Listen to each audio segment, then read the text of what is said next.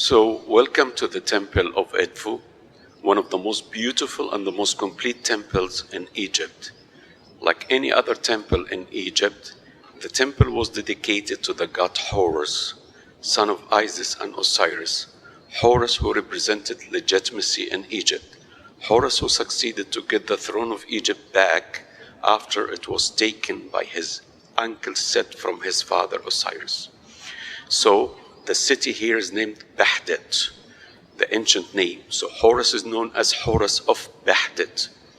This temple, like any other one, it starts over there outside by a pylon of 2 towers, leads to an open court, the largest court in the temple, and then that leads to the second court of the columns, and a third one with columns, and 2 vestibules, and finally the sanctuary or the Holy of Holies behind.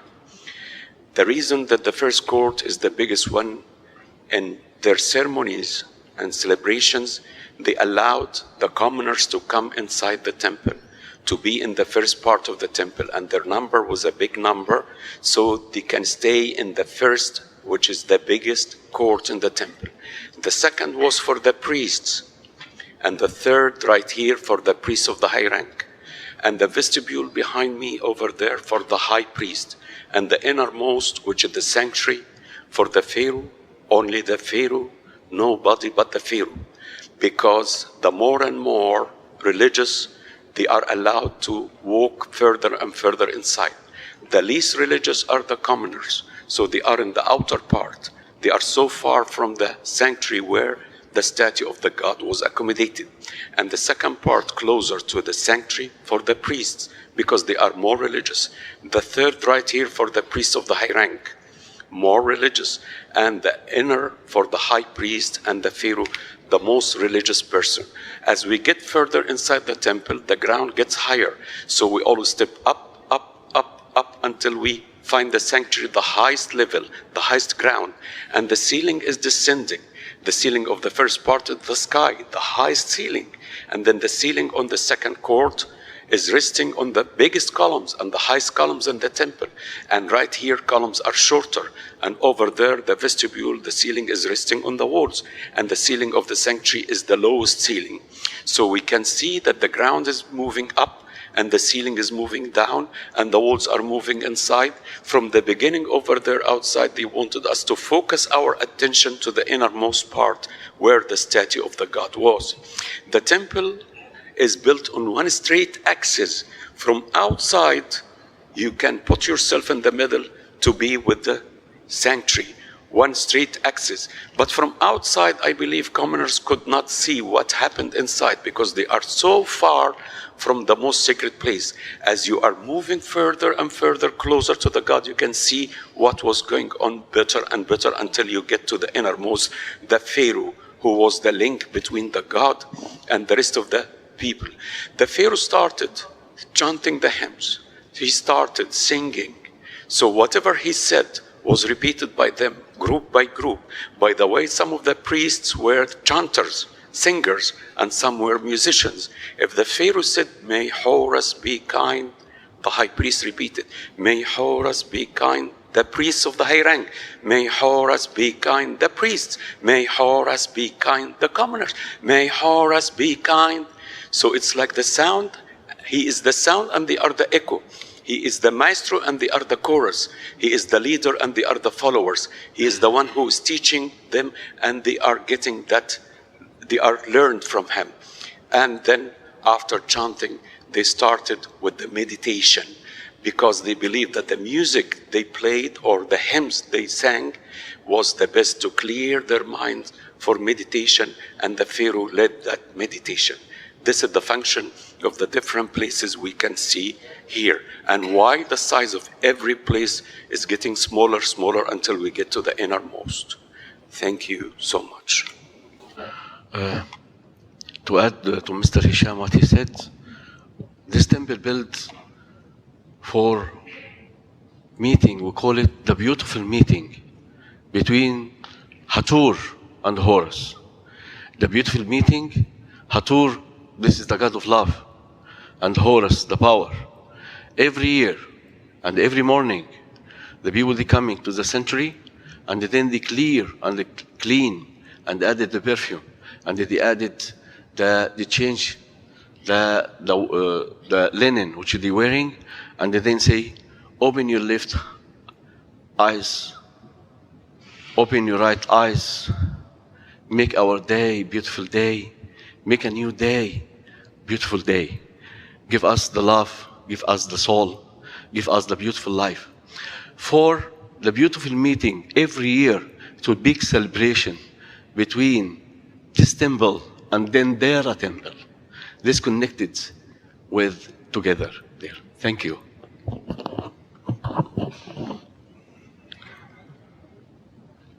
So with these opening words of Hisham and Omar, let us continue immersing ourselves, connecting ourselves consciously here, sitting close to the Holy of Holies, where priests and priestesses have stood and performed their rituals and ceremonies and incantations. Feeling the holiness within ourselves, the sacredness of ourselves, the beauty, the love, the compassion, the honoring of Spirit, of God, of the eternal source of love. Listen to the dove. Listen to the peace that is within you, that is eternal, that is everlasting and always there, the God within us.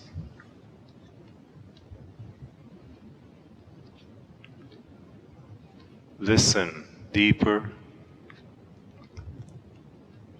closely to your heart. Bring yourself closer into this temple, connecting with your temple, with your light temple.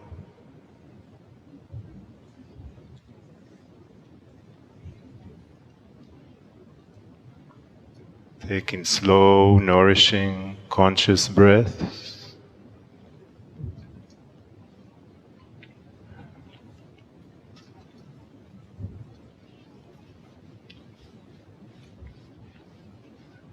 And let us connect even deeper by pronouncing one word in ancient Egypt, the word light, and that is Mer. Together.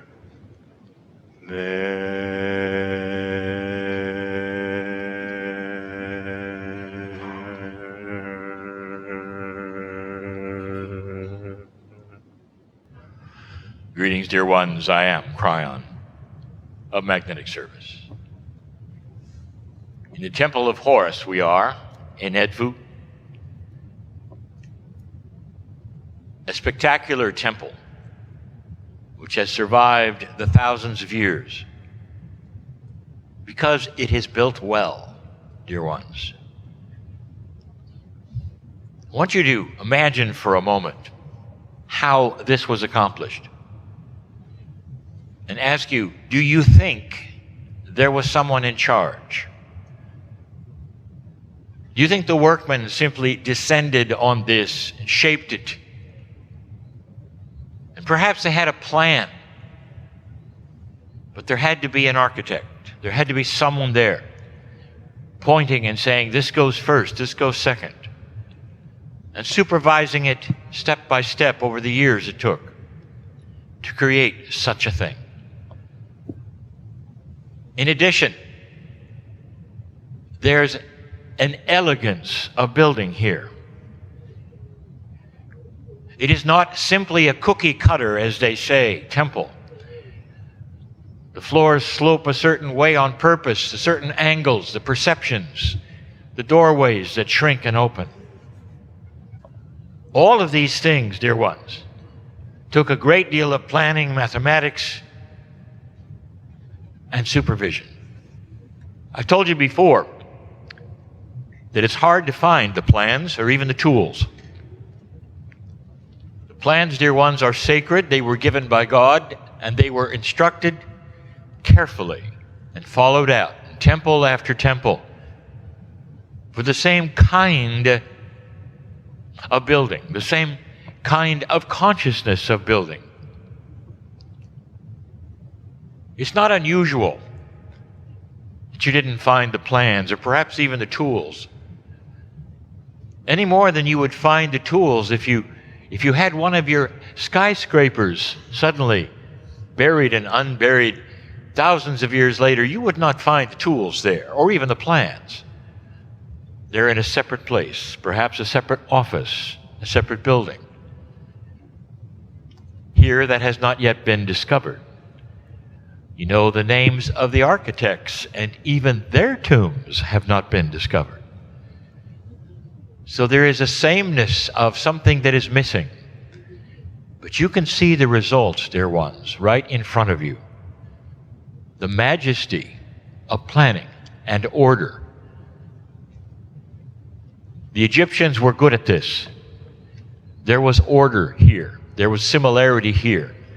There was good management and control here in building here. And what you see has lasted 1,000 years, another 1,000, perhaps another 1,000 on top of that. That is the result of mastery, of architecture, of planning, of mathematics. We continue the story of woe. Now has come back to his teacher, his master, for more information about something he never knew existed. Because his teacher, his master,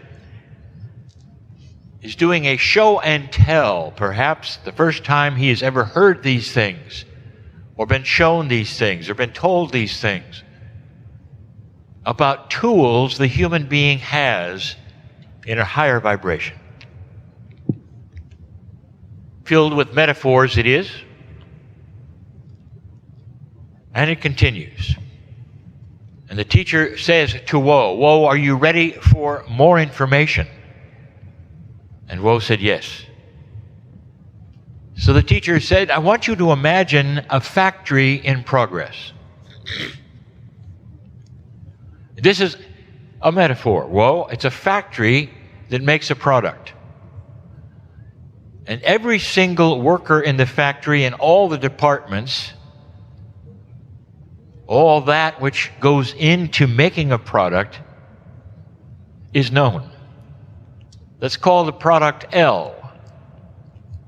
And everyone in the factory knows their job, not just the workers who make L, but the accounting office and the sales office and the human resources office and all those things that go into making a corporation, they know. And they accomplish their jobs because they know what they're doing. But there's something missing in the factory. There's not much direction. Now, if you looked at the factory, you could say, well, it seems to be working well, and the products are rolling off the assembly line. Here comes another L. Here comes another L. Here comes another L. But over time, dear ones, the factory, without someone in charge and someone saying, correct this and go here and do that, it bogs down. There's dysfunction. There are problems even between the departments because they don't talk to each other. It's not easy anymore. You might even say there is dis-ease in the factory. Well, I've just described the human body. Every single part knows what it's supposed to do and does it. And the product is L, life. We told you before, Woe, what happens to cellular structure when there's no direction? It ages more. It doesn't have any consciousness of knowing because there's no one in charge. There's no boss. But there is a boss. What is it you have been told in your culture, woe, or those listening to this, all the woes, the woe-mans who are listening to this, what have you been told in your culture? And it goes like this. The body does its thing. And you look down at the body and you hope it works. And if it doesn't, then there's chemistry that'll help it. There's all manner of chemistry today. You call them drugs. They will manipulate the chemistry in the body to make it last longer, or perhaps to cure a disease. That's what you've been told. And that's what the culture then does. Almost exclusively, that's what the culture does.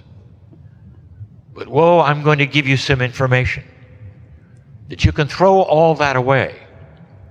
If there were a boss, there would be no more dis-ease.